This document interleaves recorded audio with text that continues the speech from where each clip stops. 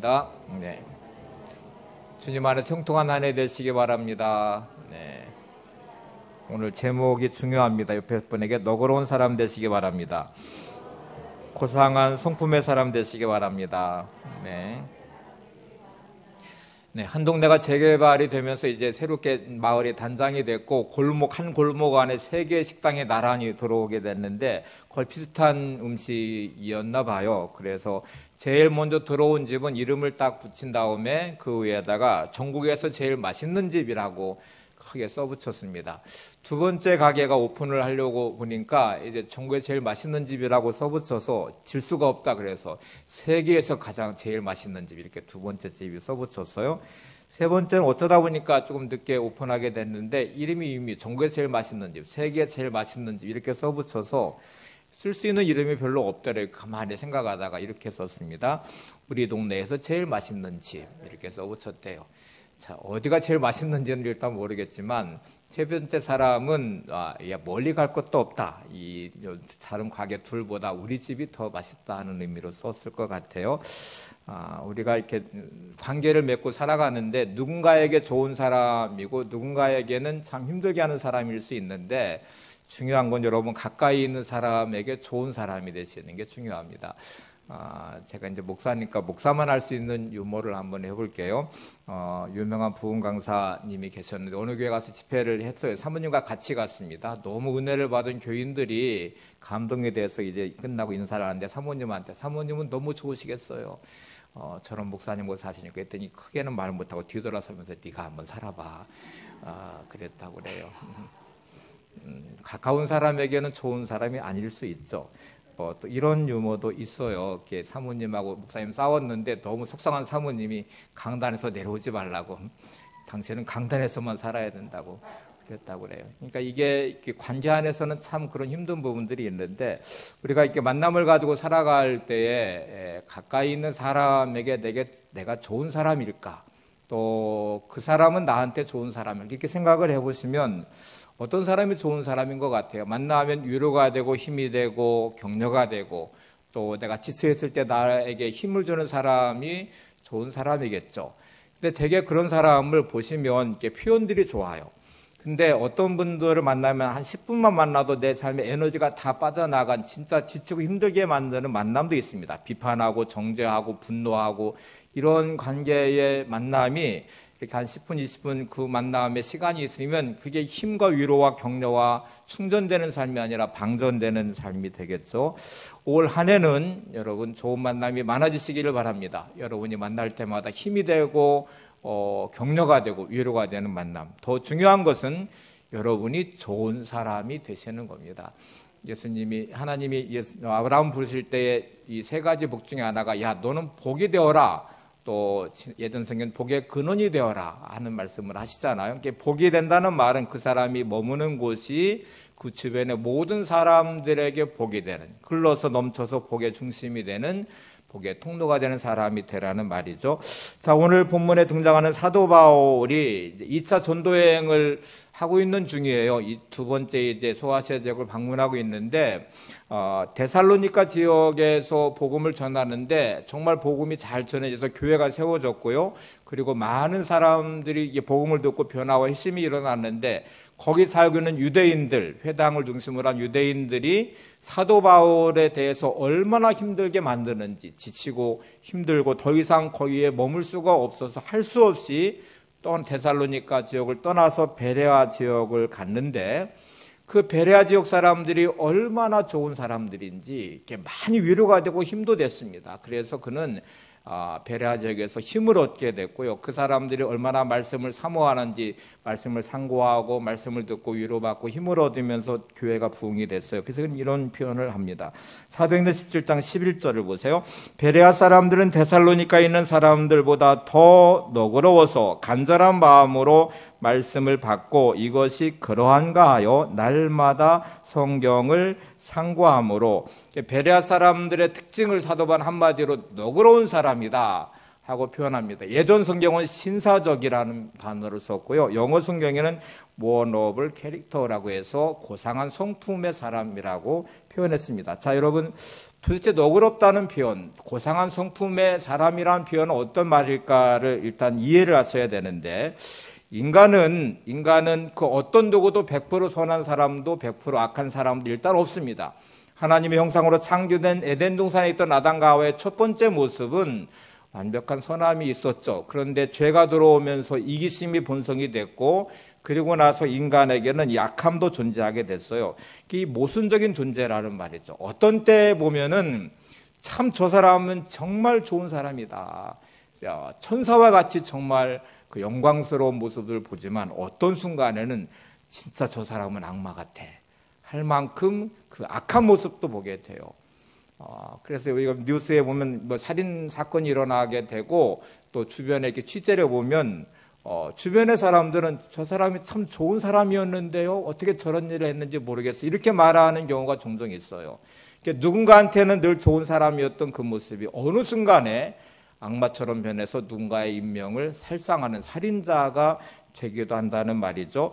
여러분 자신의 얼굴도 한번 거울에 비춰보시면 내 마음속에는 편안함이 있고 기쁨이 있을 때 비춰진 거울의 내 모습은 참 좋은 모습이에요. 근데 분노하고 화날 때에 비춰진 내 모습은 진짜 악마 같은 모습으로 돌변하기도 합니다. 그래서 사도 바울은 자신 안에 공존하는 이 두 가지의 모습이 늘 갈등이었어요. 그리고 부인할 수 없는 현실이었습니다. 로마서 7장을 한번 보실게요. 15절, 21절, 24절 연결해서 한번 보겠습니다.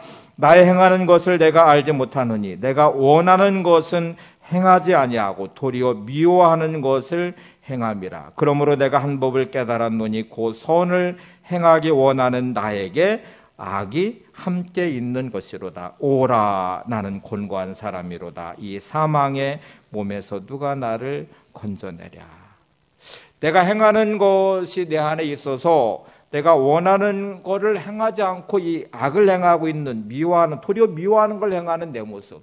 나는 좋은 말만 하고 싶고 좋은 사람이 되고 싶고 그리고 선한 마음을 가지고 살고 싶은데 내가 안는 내 안에 있는 분노나 미움과 비판하고 정죄하는 내 모습, 이게 성경적이지 않잖아요. 근데 그런 걸 행하는 내 모습을 내가 보고 있어요. 그 법을 하나 깨달았는데 선을 행하기 원하는 나도 있고 악을 행하는 나도 함께 공존한다는 거예요. 그래서 탄식하죠. 오라, 공고한 사람이로다. 이 사망의 몸에서 누가 나를 건져내랴.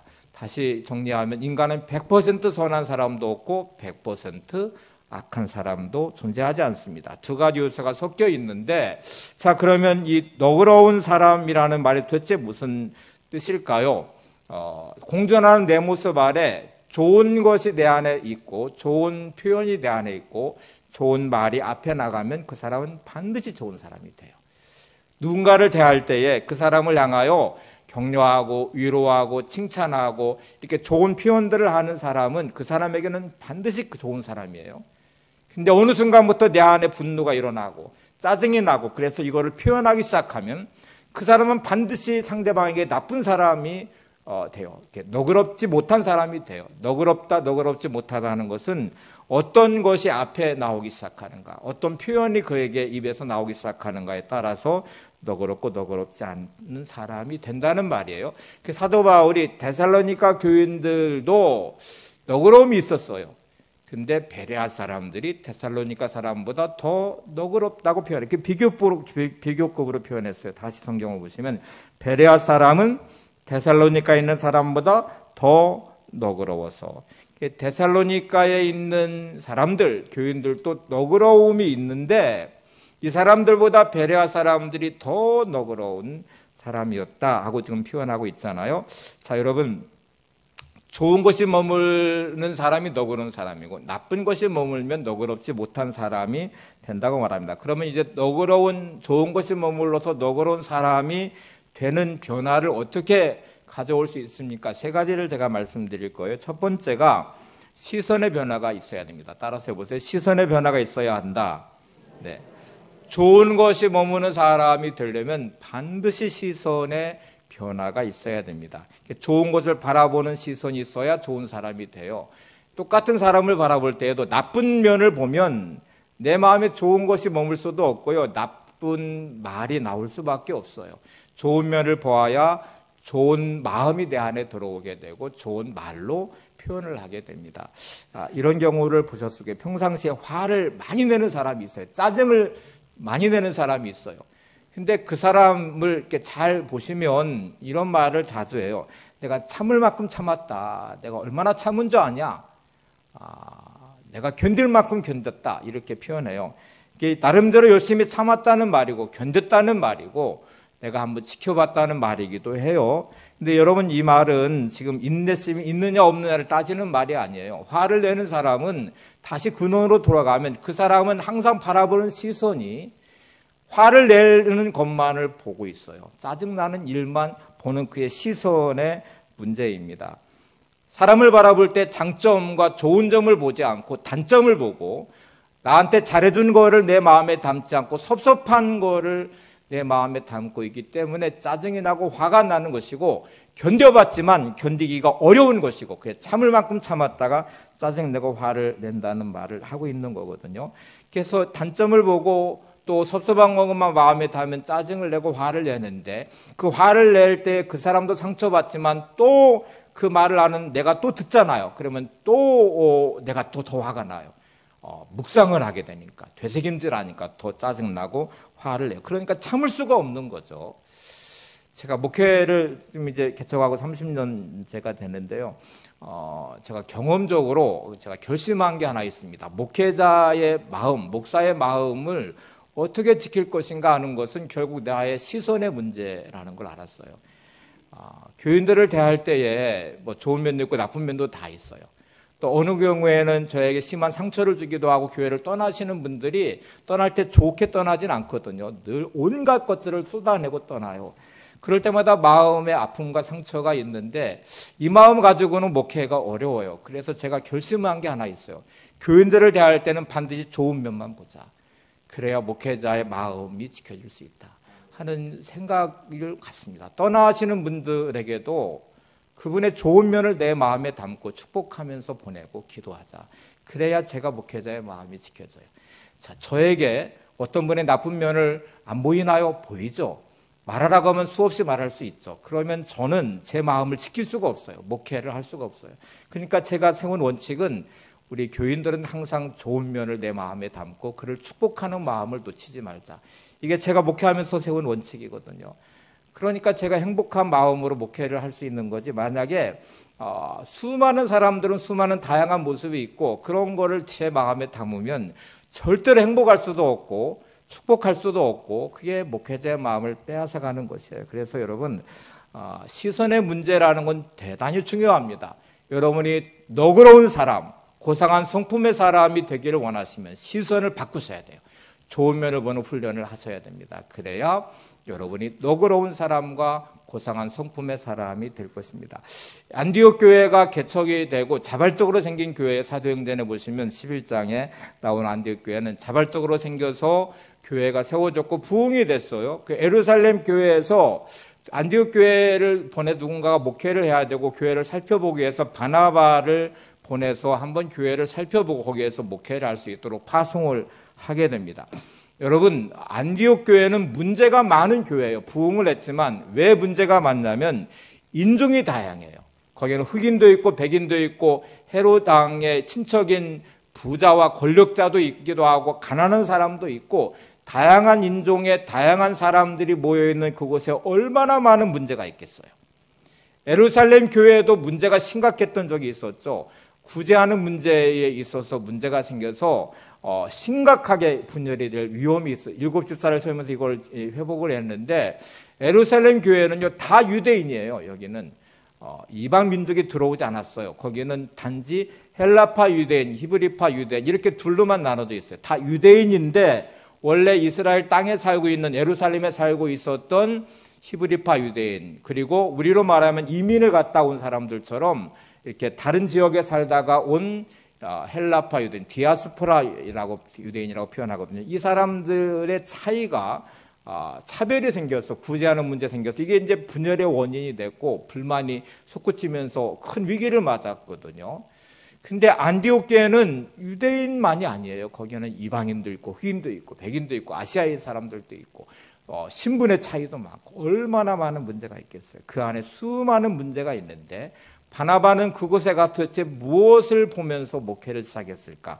사도행전 11장 22절 23절을 보세요. 이렇게 말합니다. 예루살렘 교회가 이 사람들의 소문을 듣고 바나바를 안디옥에 보내니 그가 이르러 하나님의 은혜를 보고 기뻐하여 모든 사람에게 굳건한 마음으로 주와 함께 머물러 있으라 권하니. 바나바는 가서 뭐를 봤을까요? 하나님의 은혜를 보고 기뻐했대요. 여러분은 교회 와서 무엇을 보고 계십니까? 여러분이 만나는 사람들 안에서 어떤 것을 보면서 반응하십니까?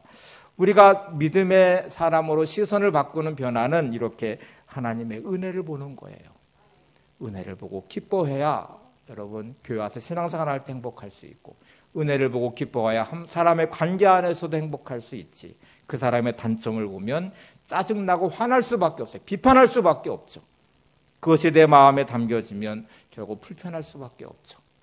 참을 만큼 참았다고 말하지만 그게 인내심의 문제가 아니라 시선의 문제라는 것을 알 수 있습니다. 여러분 바나바와 같이 하나님의 은혜를 보면서 살아가시기를 바랍니다.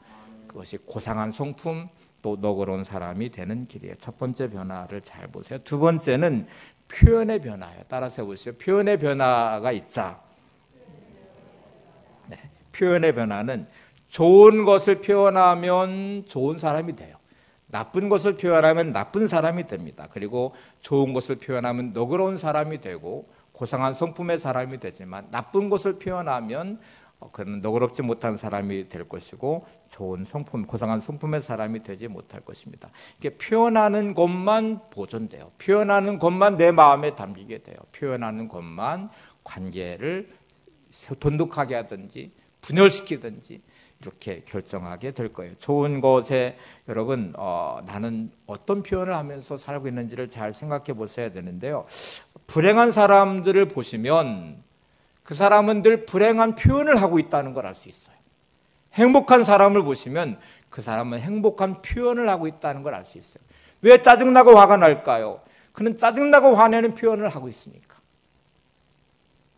왜 그 사람은 늘 기쁨이 가득할까요? 기쁨이 충만한 표현을 하고 있으니까 그래요. 행복한 사람과 불행한 사람의 차이를요, 대개 사람들은 이 문제 때문에 그래, 저 사람 때문에 그래 라고 말하지만 절대로 그렇지 않아요. 우리가 코로나라는 이 상황을 똑같이 지금 2년을 넘게 보내고 있잖아요. 같은 상황에 놓여 있지만 어떤 사람은 코로나 때문이라고 끝없이 비판하고 이것 때문에 불행하다고 힘들다고 계속 말하는 사람이 있는가 하면 어떤 사람은 똑같은 상황을 지나면서도 감사하는 사람이 많아요. 기쁨을 놓치지 않는 사람도 많아요. 하나님을 향해 소망의 문을 열고 끝없이 그 믿음 안에 자신을 세워가는 기회로 삼는 사람도 많아요. 코로나 때문에 불행한 것도 아니고 코로나 때문에 행복한 것도 아니에요.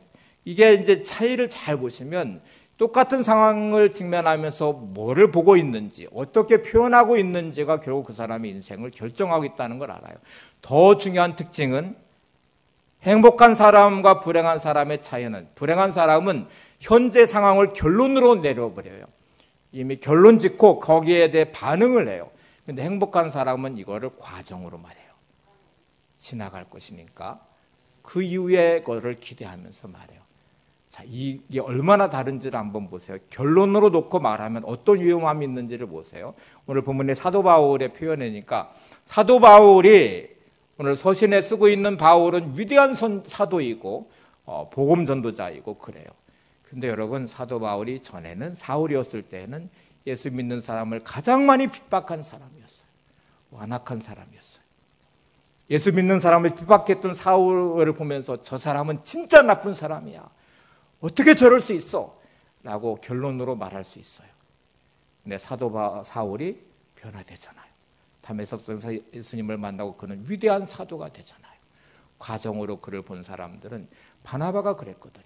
그가 회심하고 예루살렘 교회에 왔을 때 모든 사람이 그를 향하여 예수 믿는 사람을 핍박한 박해자여 핍박자였다고 그를 경계하지만 바나바는 그를 순간에서 역할을 하면서 그를 세워주잖아요. 여러분, 내게 있는 삶의 자리든 어떤 사람이든 결론으로 말하기 시작하면 절대로 좋은 표현을 할 수가 없습니다. 그러면 절대로 너그러운 사람이 될 수가 없어요. 여러분 과정으로 보시고 그 사람의 변화될 걸 기대하시고 하나님이 지금도 만져주시고 역사하소서 하나님이 세워줄 거를 기대하는 마음으로 차라리 충복하며 기도하시고 그를 축복하시는 마음의 표현의 변화가 있기를 바랍니다. 이렇게 한번 예를 들어 볼게요. 대학 이제 수능 시험 봐서 대학에 합격하잖아요. 그러면 여러분 고3 때에는 모의고사라는 거를 이제 볼 거예요. 보는데 몇 번 보는지는 요즘 잘 모르겠지만 예를 들어 6번을 모의고사 본다고 생각해 보세요. 근데 이 학생이 첫 번째, 두 번째, 세 번째, 막 네 번째, 다섯 번째, 여섯 번째까지 시험을 망쳤어요. 그래서 점수가 정말 안 나왔어요. 그런데 수능 시험을 잘 봐서 대학에 합격했어요. 그때 우리는 이 학생을 향해서 시험에 성공했다, 실패했다고 말할 때 그는 성공한 거 실패한 건가요? 대학에 들어가서 시험 잘 봐서 성공해서 대학에 들어가서 이렇게 말하죠. 근데 모의고사 볼 때마다 점수가 안 나와서 실패했다고 말하기 시작하면 그 과정 안에 실패를 할 수 있지만 잘못 볼 수 있지만 수능 시험 봐서 대학에 합격할 때 우리는 첫 번째로 합격했다 이렇게 말하지 모의고사 실패한 거 잘못 본 거를 잘못 봤다고 말하지 않거든요. 우리의 인생은 과정 안에 있다는 것을 잊지 마시고 이 표현의 변화가 대단히 중요합니다. 우울하게 사는 비결, 불행하게 사는 비결을 저한테 물어보시면 저는 확실하게 대답할 수 있어요. 여러분 우울하고 불행하게 사는 비결이 있다면 날씨가 좋으면 에이 날씨 더럽게 좋네 막 이렇게 짜증을 내보세요. 비가 오면 에이 비가 질척질척 와서 진짜 짜증스럽네. 그러면 여러분 반드시 우울해지고 반드시 불행해질 것입니다. 사람을 만날 때마다 기가 막히게 단점을 찾아서 비판을 해보세요. 그러면 관계는 망가질 것이고 절대로 관계 행복을 누릴 수 없습니다. 행복하게 살고 싶으시면 행복한 마음으로 행복한 표현을 하세요. 여러분의 시선을 바꾸시고 변화를 시키세요. 제가 이제 서울에서 이제 전도사 할 때, 교육전사 할 때인데 청년부를 지도했어요. 청년부 그 청년의 어머니가 시인이에요. 한번 집에 초청을 해서 이제 가게 됐는데 저는 시골에서 자라서 공부하느라고 서울에 갔기 때문에 뭐 이렇게 이제 그분들의 삶도 잘 모르기도 하고 생활 환경도 잘 모르죠. 근데 가서 제가 충격을 받은 게 하나 있어요. 제가 가는 날 비가 많이 와서 참 힘들었어요. 힘들어서 가는 내내 불편하고 짜증도 나기도 하고 이제 그래요. 신학생 때니까 뭐 단벌 옷이 젖는 것도 그렇고 뭐 그랬는데 제가 그 집에 딱 들어가서 어머니에게 이제 집사님이셨는데 인사를 딱 하고 했는데 이 어머니가 커튼을 탁 설치더니 비가 오는 걸 보고서 이렇게 표현해요. 아이고 빈님이 오시네 하고 막 너무 행복해 하시는 거예요. 제가 이 님자를 비에다가 붙이는 분도 처음 봤지만 비 내리는 거를 보고 행복해 하시는 모습에 제가 충격을 받았어요. 보는 것이 이렇게 다를 수 있구나. 나는 비 오는 게 참 힘들고 짜증나고 오는 내내 불편했는데 이분은 비 오는 거를 보고서 너무 행복해 하시면서 비님이 오신다고 말하는 걸 보면서 제가 이 보는 게 정말 중요하구나. 표현하는 것이 중요하구나 하는 걸 알았어요. 여러분 좋은 것을 마음에 담으시고 좋은 것을 표현하시기 바랍니다. 어떤 것도 영원히 결론 지을 수가 없어요. 구름은 반드시 지나가요. 먹구름이 진 것 같아도 소나기가 내리는 것 같아도 그거는 영원히 내리지 않잖아요. 구름은 지나가듯이 여러분의 모든 힘들고 어려운 상황과 환경과 사람이어도 그냥 구름이 흘러가도 보내세요. 보내시고 여러분의 마음에는 좋은 거를 담으시고 좋은 표현을 하면서 살아가시기를 바랍니다. 제가 이제 상담 심리학을 전공했는데 이 이론 중에 상처 이론이라는 이론이 있는데 제가 이게 제일 마음에 안 드는 이론이기도 해요. 상처 이론이 뭐냐면 상처받은 것 우리가 다 마음에 상처들이 있어서 이거를 표현하지 않으면 분노가 계속 자리 잡으니까 표현을 하라고 상담에서는 심리학에서는 말해요. 자꾸 표현을 해라. 표현을 해가지고 이거를 마음에서 풀어내고 끌어내서 이게 마음에 담아있지 않아야 되지. 만약 그러면 계속 마음에 상처로 남아서 이게 너를 힘들게 한다고 말하는 게 상처 이론이거든요. 근데 여러분 이 감정의 찌꺼기 같은 것들을 꺼내서 표현을 하기 시작하면 어떤 일이 벌어지는지를 생각해 보세요. 이거를 표현하면 듣는 상대방이 또 상처를 받아요. 말하는 자기가 더 섭섭함에 더 또 내가 상처를 받을 일이 많아요. 그래서 저는 이 표현은 힘들고 어렵고 상처나고 짜증나고 분노하고 이런 표현들은 제발 하나님 앞에 하시고, 하나님은 통례하고 자복하는 자를 긍휼히 여겨 주시고 그를 만져주시고 회복시켜 주실 거예요. 근데 하나님 앞에는 안 하면서 사람 앞에 쏟아내니 그를 듣는 사람이 상처받고, 말하는 내가 더 화가 나고, 말하는 내가 더 상처받고, 이제 이런 일이 벌어지잖아요. 그래서 여러분, 하여튼 여러분의 이 표현의 변화가 있으셔야 됩니다. 그래야 너그러운 사람이 될 수 있습니다. 세 번째, 제일 중요한 것 중에 하나예요. 마음의 방향의 변화가 있으셔야 됩니다. 한번 따라서 보세요. 마음의 방향의 변화가 있자. 시선의 변화, 표현의 변화, 이제 마음의 방향의 변화가 중요한데, 신앙은 방향의 문제예요. 이제 여기서부터가 참 중요합니다. 위치가 아니에요. 대개 사람들은 현재 그의 위치를 말하면서 판단을 시작해요. 근데 좀 전에 말한 사도 바울이 말한 것처럼 방향이 중요하거든요. 어디로 향하고 있느냐의 방향이 중요한데, 예를 하나 제가 들어볼게요. 서울에서 부산 가는 기차가 있어요. 근데 방향이 부산으로 향하고 있을 때 우리는 서울에 있어도 위치는 서울이지만 그걸 우리는 뭐라고 부르냐면 부산행 기차라고 불러요. 수원쯤 왔어요. 위치는 어디가 가까워요? 서울이 훨씬 가깝죠. 근데 우리는 수원에 있는 그 머무는 기차를 부산행 기차라고 말해요. 왜냐하면 방향이 부산을 향하고 있으니까. 지금은 서울이 훨씬 가깝고 위치로 말하면 서울에 위치해 있다고 말해도 우리는 부산행 기차라고 말하는 것은 방향이 거기로 향하고 있으니까. 반대로 부산에서 출발하는 기차가 동대구쯤 와서 서울로 가고 있어요. 위치로 말하면 부산이 훨씬 가까운데 우리는 그거를 서울행 기차라고 말을 해요. 왜냐하면 방향이 그걸로 향하고 있으니까. 이제 우리에게는 마음의 방향이 대단히 중요하다는 것을 알아야 됩니다.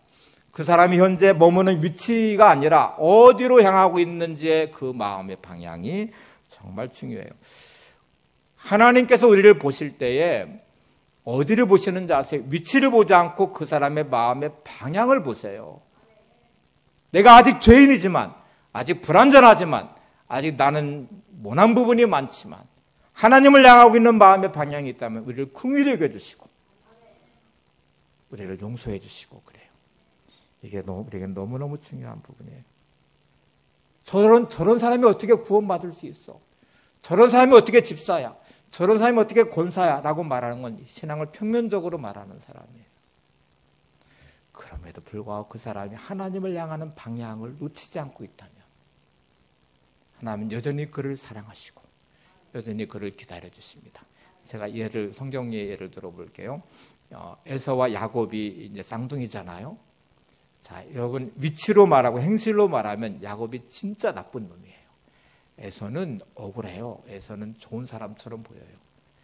야곱이 태어날 때부터 장자권에 대한 욕심이 얼마나 많은지 잔머리 막 굴려가지고 장자권을 어쨌든 내가 가져와야 되는데 하는 생각을 하다가 이제 에서가 사냥을 하고 배고픈 틈을 타서 팥죽을 탁 끓여가지고 협상을 시작하잖아요. 배고픈 에서에게 팥죽 한 그릇 줄 테니까 나한테 장자권 팔아.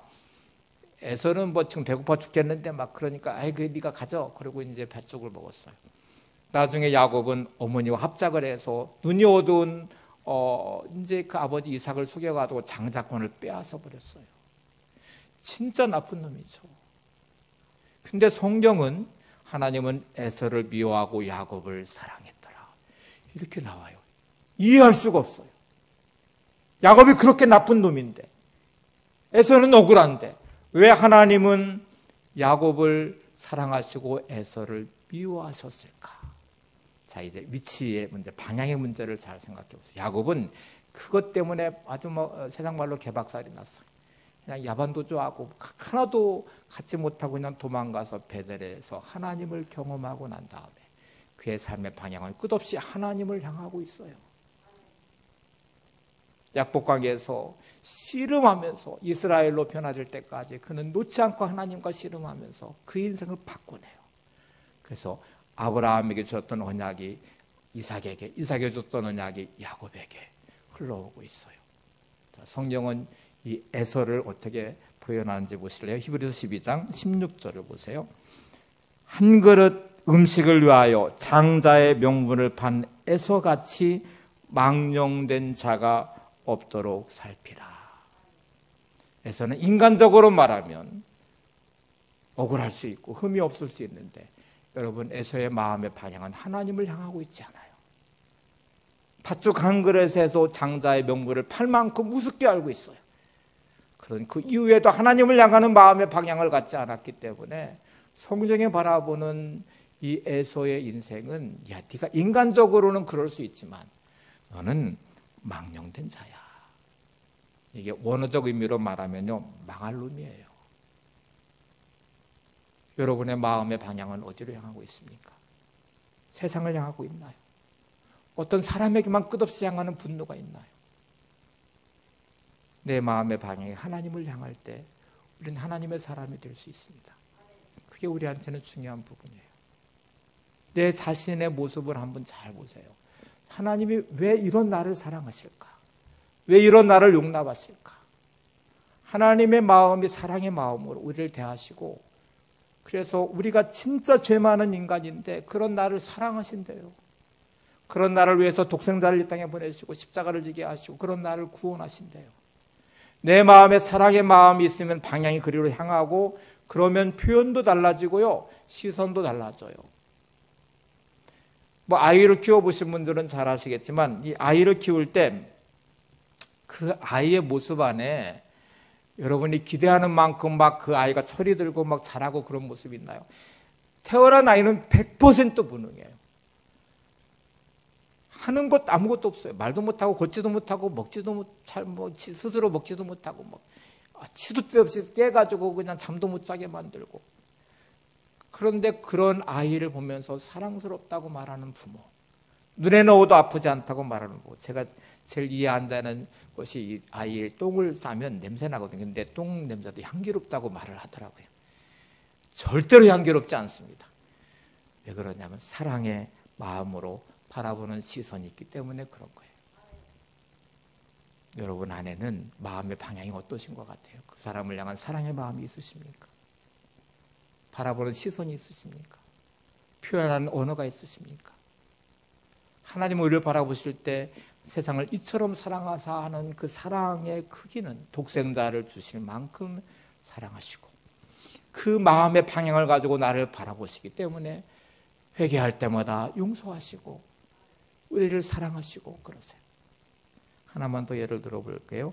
바리새인과 세리와 창녀를 비교해 보시면, 위치로 말하면 바리새인이 훌륭하죠. 얼마나 훌륭한 줄 아세요? 율법을 얼마나 잘 지키려고 하는지 11절을 막 철저히 했대요. 일주일에 2번씩 금식을 했대요. 구제하는 일에 힘썼대요. 안식일법을 지키려고 얼마나 애썼는지, 법을 버리지 않고 그렇게 지키는 그들의 모습에 위치로 말하면 훌륭하죠. 세리 진짜 나쁜 놈이죠. 왜냐하면 옛날에 일본의 앞잡이처럼 이 세리는 로마의 앞잡이여서 세금 거두는 이제 세무서 일을 하는 사람들인데, 로마의 방식이 어떤 방식이냐면 할당제예요. 예를 들어 여리고, 예루살렘 이러면 그 세리장에게 이렇게 말을 해요. 야, 너 예루살렘에서, 여리고에서 1년에 1,000만 원의 세금을 걷어서 상납을 해라. 그리고 네가 알아서 하고 나머지는 네가 알아서 해. 이렇게 이제 할당제를 줘요. 그러면 세리장은 욕을 많이 먹잖아요. 세리들도 그렇고. 그러면 계속 많이 거두려고 하겠죠. 이왕 요거 도 먹는 거 내가 부자나 내야지 해서 막 최대한 많이 걷어서 능력껏 거둬요. 그래서 악착같이 5천만 원을 거두면 4천만 원이 내 것이고 1,000만 원만 하면 되니까 막 얼마나 욕을 많이 먹겠어요. 진짜 동족을 피를 빨아먹는 나쁜 놈이거든요. 장기, 장녀, 몸을 팔아서 살아가는 죄 지은 인간이죠. 근데 왜 예수님은 바리새인을 독사의 자식들아 그러고 세리와 장녀를 용납하셨을까? 이해할 수 없잖아요. 위치로 말하면 말도 안 되잖아요.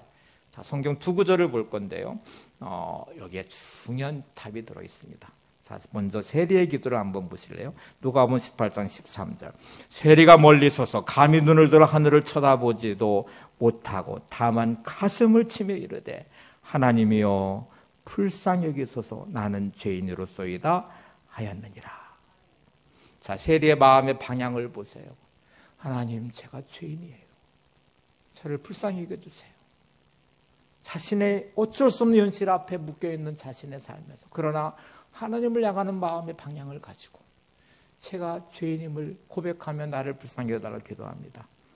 바리새인을 보실래요? 이렇게 기도해요. 누가복음 18장 11절. 바리새인이 서서 따로 기도하여 이르되 하나님이여, 나는 다른 사람 곧 토색, 불의, 간음하는 자들과 같지 아니하고 세리와도 같지 아니함을 감사하나이다. 그는 자기의 위치를 가지고 드러내기 시작해요. 마음의 방향이 하나님을 향하는 것 같이 말하지만 그는 내가 어떤 사람인지 한번 보세요. 제가 이런 사람이에요. 저는 저 사람들과 같이, 저 세리와 같이 토색과 불의와 간음하는 자들과 같지 않고 제가 이렇게 이런 사람입니다 하고 말하고 있는 그의 마음의 방향이 하나님을 향하고 있지 않다는 거예요. 정말 많은 사람들이 이 기준을 가지고 사람을 봐요. 이 기준을 가지고 하나님 앞에 설려고 그래요. 마음의 방향이 그러니 이게 불편하죠. 힘들죠. 짜증나죠. 자기의 삶에 대해서, 환경에 대해서, 사람에 대해서 행복할 수가 없죠. 한 여인이 20살에 결혼을 했어요. 해서 23살에 남편이 사고로 갑자기 죽게 됐어요. 그때 태중의 아이가 이미 임신된 상태였어요. 남편이 없는 상태에서 홀몸으로 아이를 낳았는데 딸이었습니다. 그는 평생 그 딸을 위해 헌신하면서 장사를 해서 그 딸을 가르치기 시작했어요. 좋은 대학에 나왔고 유학을 갔다 왔어요. 그리고 대학의 교수로 임명이 됐어요. 딸이 대학 교수가 되고 나서 어머니와 같이 살면서 딸의 생각에는 어머니와 수준이 안 맞아요. 대화가 안 되는 것 같아요. 그래서 늘 무시하고, 그러면서 어머니의 존재를 무시하다가 그가 결혼을 하고 한 40쯤 된 이후에 그가 철이 들었어요. 그냥 계속 어머니를 모실 수밖에 없어서 어머니의 집을 팔고 자기 있는 곳 정리해서 서울 외곽으로 이제 전원주택을 지어서 이제 나가게 됐어요. 40쯤 되면서 철이 들어서 어머니에게 이렇게 엄마 내가 생각해 결혼하고 아이를 낳고 보니까 참 엄마가 얼마나 많이 희생하고 헌신했는지 알겠어요. 참 너무너무 고마워요. 이제부터 제가 엄마한테 잘할 테니까 먹고 싶은 거 있으면 말하시고요. 갖고 싶은 데 있으면 말하세요. 이렇게 아주 말했어요. 근데 이분이 권사님이신데 이제 어머니가 나는 너한테 바라는 거 하나도 없다. 네가 잘 되면 나는 행복하지. 나는 네가 행복한 게 나는 좋아. 이렇게 말을 하다가 계속 이제 조르듯이 그래도 엄마 뭐 바라는 게 있을 거 아니에요. 한번 말하면 내가 어떤 거든지 들어줄 테니까 말씀 한번 해보세요. 그러니까 이 어머니가 이렇게 말했어요. 교회 이사를 와서 보니까 교회가 멀어졌어요. 전에 다니던 교회가. 그래서 버스를 타고 꽤 오랜 시간 교회를 왔다 갔다 하다 보니까 참 많이 불편했어요. 이사를 와서 교회에서 멀어졌으니 좀 네가 할 수 있으면 매주마다 나를 태우고 가서 좀 예배를 드리고 1시간만 예배 드리면 되니까 끝난 다음에 나를 태우고 오면은 좋겠다. 이렇게 좀 부탁을 했어요. 그랬더니 이분도 고등학교 때까지 나갔던 교회였기도 했고 어머니의 간절한 부탁이니까 알았어요. 그게 뭐 어려운가요? 해서 이제 시간을 내서 그 다음 주에 이제 이 어머니를 모시고 교회가 첫 예배를 드렸어요. 자, 예배를 드리는데 막 교인들이 얼마나 반가워해요. 그 어머니가 평생 이 딸을 위해 기도하고 구원을 위해서 기도하고 얼마나 기도 부탁을 많이 했는지 막 다 반가워하면서 권사님 너무너무 잘 됐어요. 기도가 응답됐네요 하면서 축복하고 칭찬하고 목사님 예배를 마친 다음에 너무너무 잘 됐다고 환영한다고 축복한다고 하면서 너무 기분이 좋아졌어요. 이 딸이. 그래서 왔는데 어색할 줄 알았더니 이렇게 환영을 해주고 좋아해주고 축복해주고 너무너무 기분이 좋아서 예배를 마친 다음에 이제 어머니가 권사에 회의가 있다 잠깐 기다리라고 해서 우리 교회처럼 이렇게 실만한 묘가처럼 카페가 있었나 봐요. 그래서 이제 앉아서 차를 한 잔 마시고 있는데 옆에 뭐 몇몇 분 집사님들 권사님들이겠죠. 몇몇 분이 이렇게 모여서 두런두런 얘기하는 걸 보니까 어느 집사님은 뭐가 문제고 저 집사님은 뭐가 문제고 막 이렇게 누구를 자꾸 비판하는 일을 옆에서 해요. 이게 짜증이 나기 시작했어요. 야, 예배 드리고서 모여서 한다는 얘기들이 저렇게 난 비판하고 막 그러니 이게 괜히 교회 왔나 봐. 짜증이 나고 화가 나서 2층으로 올라갔어요. 와서 의자에 앉아 있는데 그 너머의 방 안에서 무슨 기관이 회의를 하는지 막 큰 소리가 나기 시작하고 그래요. 분노가 막 치밀어 올랐어요. 그래서 어머니 있는 데 가서 손을 잡아 끌면서 당장 가자고 다시는 교회 이런 게 오지 말라고. 내가 매주마다 어머니 모시고 이렇게 맛있는 거 사드리고 갈 테니까 원하시는 거 하고 진짜 이 교회는 오지 말자고. 막 이렇게 아주 막 짜증스럽게 어머니 손을 잡아 끌었어요. 근데 어머니가 그 순간에 진짜 단호함으로 아주 정색을 하면서 왜 그러냐고 물었어요. 정색하는 어머니 앞에서 자초지종을 쭉 말하니까 어머니가 이렇게 한마디의 말이 딸을 무너뜨렸습니다. 이렇게 말했습니다. 얘야, 나는 평생을 교회 다니면서 예수님만 보았는데 너는 한 번 예배드리고 참 많은 것도 봤구나. 내가 평생 교회 다니면서 내가 바라보는 거는 예수님만 바라봐서 내가 행복하게 신앙생활을 하고 지금도 내 마음이 행복한데 너는 딱 한 번 나와가지고 정말 많은 거 봤네. 이게 딸에게는 어마어마한 충격이었대요. 무식하다고 말하고 대화가 안 된다고 말하고 수준이 다르다고 말한 그 어머니의 신앙은 근접할 수 없는 신앙의 깊이가 있었어요. 바라보는 시선이 있었어요. 여러분은 어떠십니까? 나는 도대체 뭐를 보면서 신앙생활을 하세요? 여러분 교회 와서 뭐 보세요? 옆에 있는 분들 볼 때 뭐를 보시나요? 어떤 표현을 하며 살아가세요? 어떤 마음의 방향을 가지고 계세요? 표현한 것만 내 마음에 남습니다. 내가 바라보는 시선대로 나는 그거를 표현하게 될 것입니다. 운전하실 때 동쪽을 바라보면서 서쪽으로 운전 핸들을 틀지 않으시나요? 보는 대로 가는 거예요, 인생은. 여러분 행복하기를 원하시면 행복한 거를 보셔야 돼요. 행복한 미래를 꿈꾸셔야 돼요. 내가 짜증내고 불평하고 원망하면서 내 인생은 왜 이래? 라고 말하는 책임은 여러분에게 있는 거예요. 누가 여러분에게 짜증내라고 하지 않았어요. 여러분의 시선이 그렇게 돼 있으니, 여러분의 표현이 그렇게 돼 있으니, 여러분의 마음의 방향이 그렇게 돼 있으니 그렇게 표현하고 그렇게 보는 거잖아요. 여러분 정말 승리하는 삶을 살기를 원하시면 승리하는 인생을 보시기 바랍니다. 믿음의 눈을 들어 주님 바라보시고 주님의 은혜 안에서 내 인생을 해석해내시고 내 마음에 좋은 것 담아서 좋은 거를 표현하고 내 시선을 바꾸어서 하나님이 주시는 미래의 영광을 바라보시면서 오늘도 이 믿음의 길을 걸어가시기를 바랍니다. 너그러움이란 고상한 성품이라는 것은 마음의 방향이 어디로 향하고 있는지, 어떤 표현을 하고 살아가는지, 어디를 바라보면서 오늘을 살고 있는지 여러분이 결정을 하셔야 돼요. 여러분 옆에 있는 분 한번 바라보시겠어요? 참 좋은 사람입니다. 당신은 참 좋은 사람입니다. 네. 속으로 뭐 좋지 않은데 이렇게 생각하지 마시고 하여튼 여러분 시선도 바꾸시고 표현도 바꾸시고 마음의 방향도 바꾸시기를 바랍니다. 네, 시선생 함께 부르시고 함께 기도하겠습니다.